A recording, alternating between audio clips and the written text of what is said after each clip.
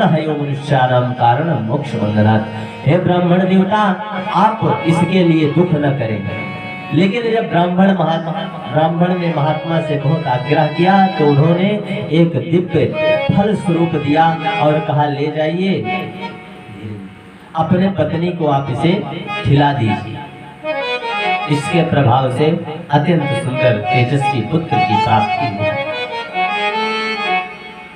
आत्मदेव जी आज बहुत प्रसन्न हैं। शीघ्र ही घर पर आए और अपने पत्नी को उस फल को दिया।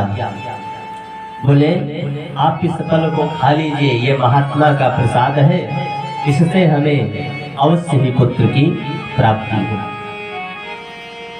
अब धुंधले ले तो ले लिया, लेकिन वह कभी अपने पति की बात को नहीं मानता। यदि पति कह दे कि आप उठकर वहां बैठ जाइए तो वह तो कदापि नहीं बैठेगी। हाँ, यदि वो कह दे कि आप यहाँ से मत उठिएगा, तब तो तत्काल उठकर चले जाएगी। ये स्वभाव। अब जब फल दिया कि आप खा लीजिए, तो वो कह रही है कि मैं इनका कहना क्यों मान, मैं तो स्वतंत्र हूँ, मैं किसी के अधीन नहीं। वहां धीरे अपने एक पड़ोस की सहेली से कहती है कि यदि, अब उसने मन में सोचा कि मैं फल खाऊंगी तो महात्मा का प्रसाद है तो अवश्य गर्भ होगा, तो उससे तर्क वितर्क कर रही है कि मान लीजिए मैंने इस फल को खाया, मेरा गर्भ रह गया, समय नजदीक आया, कहीं चोर डाकू हमारे घर पर हमला कर बैठे तो मैं कैसे भागूं? यह मेरा सारा धन सारे उठा ले जाए, मुझे खाने में दिक्कत होगी, अपने मन की बहुत अच्छी अच्छी चीजें खा नहीं सकती, नाना प्रकार के कष्ट होते हैं उठने में, बैठने में, चलने में। इस प्रकार से कुतर्क करके उसने उस फल को एक गऊ को दे दिया और इस बात को यहीं पर समापन कर दिया। अब ब्राह्मण देवता सोच रहे हैं कि मेरी पत्नी ने फल खा लिया। एक दिन की बात है कि उसके घर पर उसकी एक बहन है। परमात्मा का नियम देखिए सृष्टि में, आप दूर तक देखिए, जिसके यहाँ खाने वाले हैं, बहुत सारे खाने वाले, उसके यहाँ खाने के लिए कुछ नहीं, और जिसके यहाँ खाने के लिए बहुत कुछ भरा है, उसे खाना ही नहीं, या उसके यहाँ खाने वाले ही नहीं।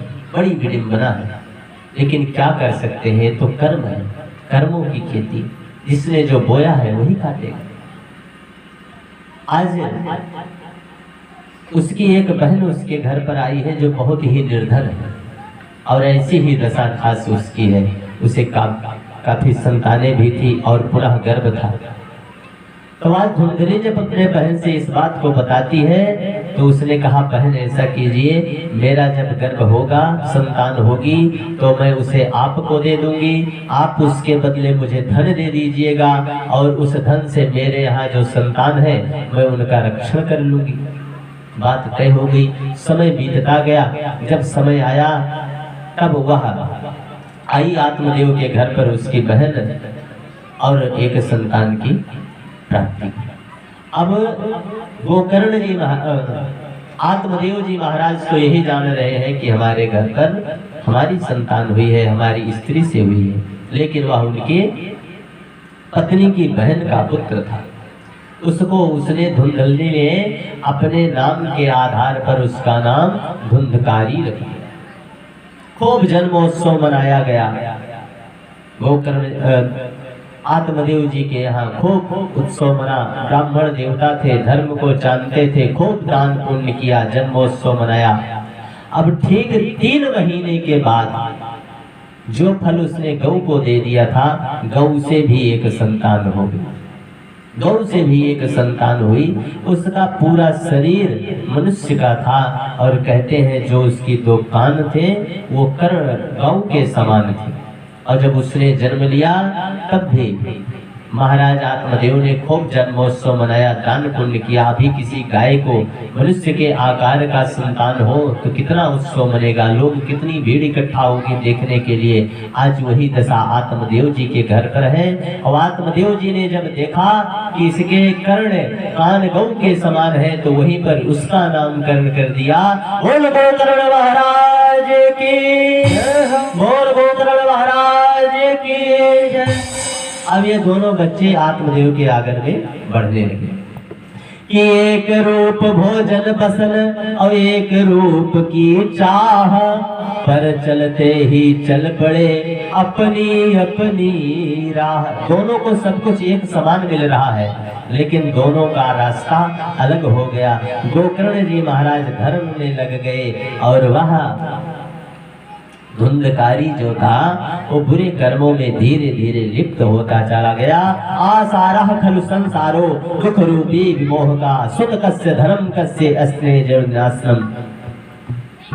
सुखदेव नारद जी महाराज से सौनक जी कहते हैं, देखिए उसका रास्ता तो अलग हो गया, गोकर्ण जी धर्मात्मा हो गए, लेकिन वह धुंधकारी अनाचार के रास्ते पर चल पड़ा। मैं नारद जी सत्य कहता हूँ, पुत्र किसी के सुख और दुख का कारण नहीं हो सकता है। सुतः कस्य, यह सुत जो है पुत्र है, ये किसके हैं? आज हम आपके पुत्र हैं, कल आप हमारे पुत्र होंगे, इसे कौन जान सकता है। असली सुख तो उसी में है कि हम परमात्मा का नाम ही स्मरण करें। कि वेद बखानी यह सरस कहानी बिनु, और राम रस पानी अंत नाही रस पे है। अरे सुख को दिवैया जिन्हें जानत है अजान सो। आप जिससे सोच रहे हैं कि इससे मुझे सुख मिलेगा, लेकिन आप अनजान हैं कि सुख के दिवैया जिन्हें जानत है अजान सो। अरे छैया पितु भैया काऊ सुख नाही गई है रे। अरे काहू को संयोग वियोग, अरे काहू को वियोग सोग, अरे भोग रोग सोग भोग मूढ़ जरी जई है रे। जो आपका भोग विलास है, खूब चल रहा है उनकी माया पर, वह सब एक दिन छूट जाएगा। आप कुछ भी कर ले कि लाखों पाए हाय हाय सो गवाए कहा, और बिना राम प्रेम कहूँ शांति नहीं पई है। बिना राम प्रेम कहूँ शांति नहीं पई है रे। बिना राम के प्रेम के कहीं आपको शांति नहीं मिल सकता। आज यह धुंधकारी महाखलु हुआ, यह जहाँ पर जाता है वहाँ पर हाहाकार मच जाता है। गोकर्ण पंडितो ज्ञानी धुंधकारी महाखलु।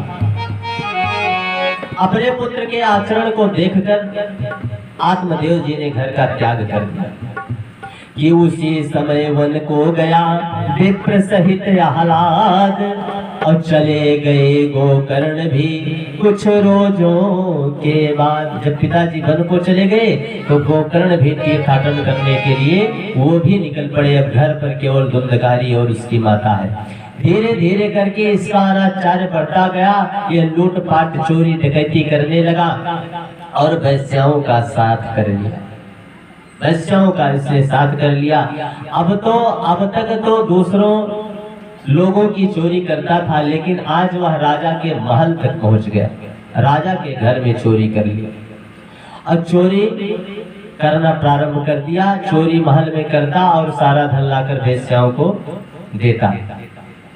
एक दिन वह घर पर ही था, उसे धन की आवश्यकता हुई तो उसने अपने माता से कहा कि मैया ये बताओ, पिताजी ने बहुत सारा धन कमाया है, हमको कभी आपने दिया नहीं, बताइए आपने सारा धन कहाँ रखा है, मुझे वो सारे धन चाहिए।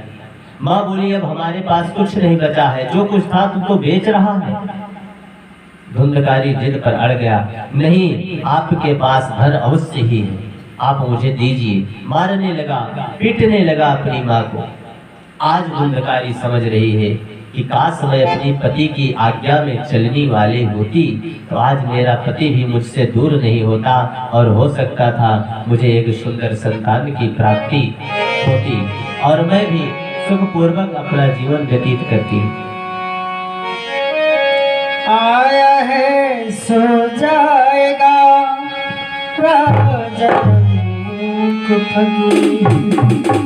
कोई चढ़े सिंहासन गया, कोई गया बंधे जंजीर।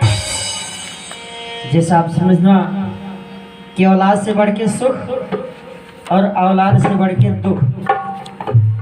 संतान अगर